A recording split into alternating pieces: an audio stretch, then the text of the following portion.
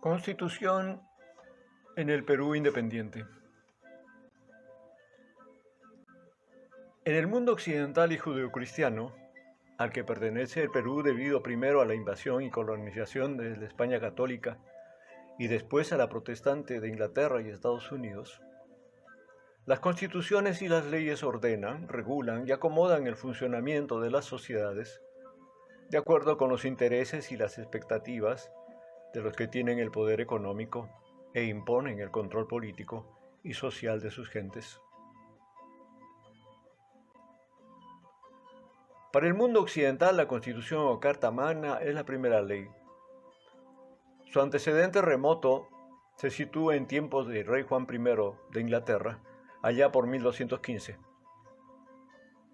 Otros antecedentes ingleses son el Habeas Corpus de 1679 y la Carta de Derechos o Bill of Rights de 1688.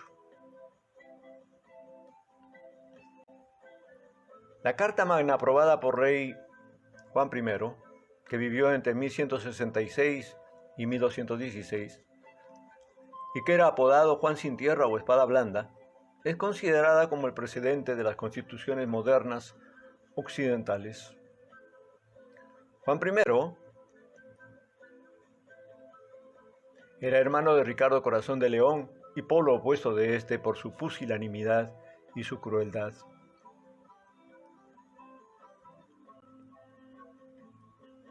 La Carta Magna de 1215 aseguraba los derechos de los señores feudales frente al poder del rey.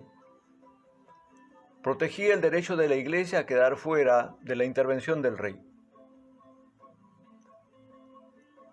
El de los ciudadanos libres a poseer y heredar bienes.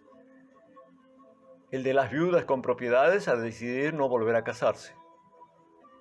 Y establecía garantías de igualdad ante la ley y contenía disposiciones que prohibían el soborno y la mala conducta de los funcionarios.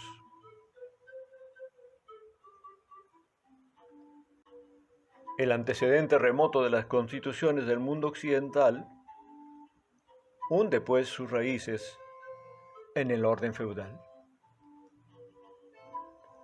La ley de habeas corpus surgió en el contexto de la Revolución Inglesa, que se extendió entre 1642 y 1651, y enfrentó a los monárquicos o caballeros del rey, de la corte de Carlos I y de su hijo Carlos II, que se otorgaban origen divino, con los parlamentarios o cabezas redondas liderados por Oliver Cromwell. Esta ley de habeas corpus fue aprobada en 1679 durante el reinado de Carlos II. La Carta de los Derechos o Bill of Rights de 1689, por su parte, contiene una serie de principios sobre los cuales los monarcas no podían legislar o decidir. Lo impuso el Parlamento al rey Guillermo III. Estos instrumentos legales, el habeas corpus y la Carta de Derechos, surgen pues en el contexto de la emergente revolución industrial. Con ellos, la naciente burguesía capitalista inglesa satisfizo sus exigencias de tener alguna clase de seguridad contra los abusos de la corona y limitó el poder de los reyes sobre sus súbditos. De Estados Unidos, el imperio de la mentira, proviene el otro antecedente capitalista de las constituciones en el mundo occidental. Se trata de la Declaración de Derechos de Virginia de 1776, encausada a defender los derechos de la persona e introducir la idea del derecho a la felicidad. Esta Declaración de Derechos de Virginia de 1776 fue el antecedente directo de la Declaración del Hombre y del Ciudadano de 1789 durante la Revolución Francesa. Fue igualmente el antecedente de la Carta de Derechos de Estados Unidos, que entró en vigencia en 1791, como las 10 enmiendas.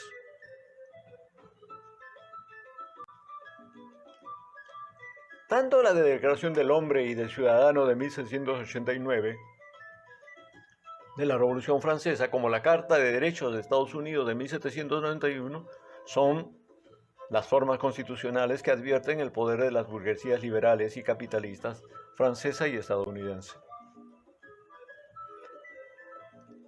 En el orden feudal, las constituciones estuvieron orientadas a limitar el poder del rey sobre los señores feudales.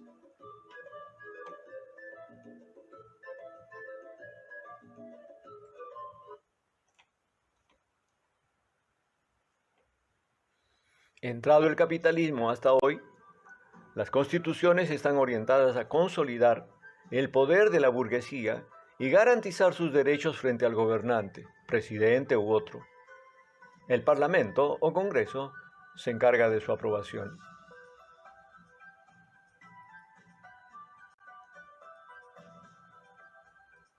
La Constitución es, pues, el instrumento o institución legal más importante de la burguesía liberal o capitalista que la burguesía comercial, industrial y financiera tiene para su desarrollo y para su imposición sobre el pueblo.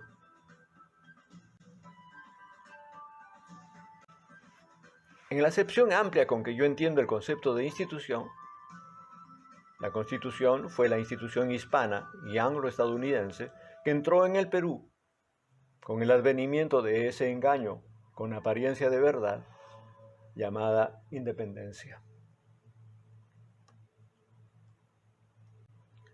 Constituciones en el Perú. En las diapositivas siguientes, que serán entregadas en varias partes, se muestra la trayectoria que ha tenido la Constitución en el Perú independiente. En conjunto, el constitucionalismo peruano refleja las contradicciones entre la realidad histórica nacional y la racionalidad monárquico-burguesa europea y estadounidense con que se ha impuesto hasta nuestros días.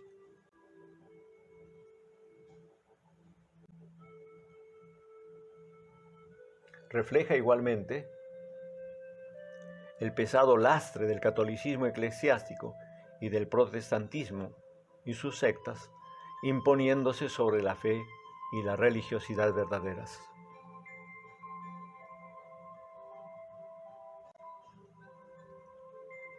El resumen de las 11 constituciones que se irán mostrando sucesivamente enfatiza los títulos, capítulos, artículos y o incisos relacionados con la educación.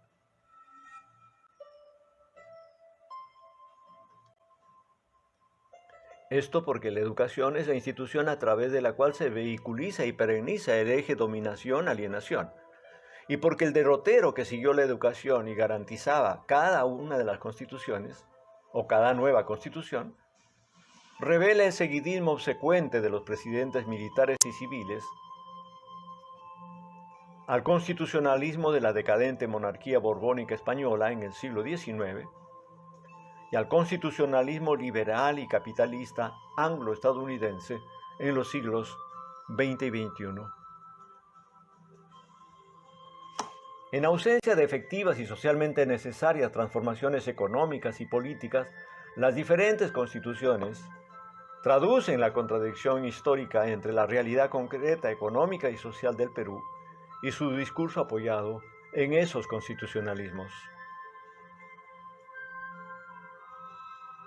El constitucionalismo peruano evidencia igualmente la ausencia de una clase política dirigente con autonomía e identidad nacional, la orfandad política e ideológica de los gobernantes militares y civiles apenas revanchistas, oportunistas y entreguistas,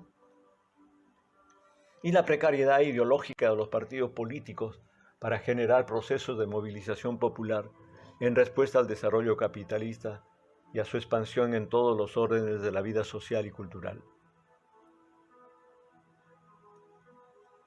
Ninguna constitución en el Perú surgió de alguna transformación social, económica o política.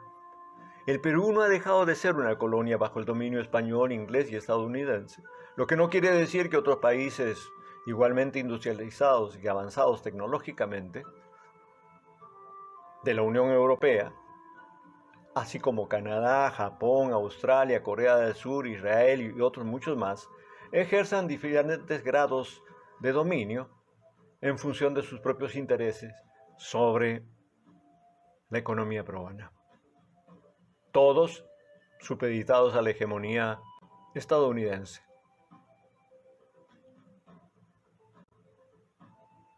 Porque hegemonía y dominación no son equivalentes. Se puede tener dominio sin hegemonía, pero no hay hegemonía sin dominación. Estados Unidos domina y hegemoniza el mundo occidental y cristiano. Este orden económico, social y político se sostiene en la carencia de soberanía, de identidad cultural y de libertad, que les han sido arrebatadas a las repúblicas, comillas, independientes del llamado Tercer Mundo. Estas repúblicas se debaten entre la usurpación de sus riquezas mineras, energéticas, forestales, acuíferas, la miseria, el analfabetismo, la prostitución, la corrupción y la violencia institucionalizada y obviamente el narcotráfico.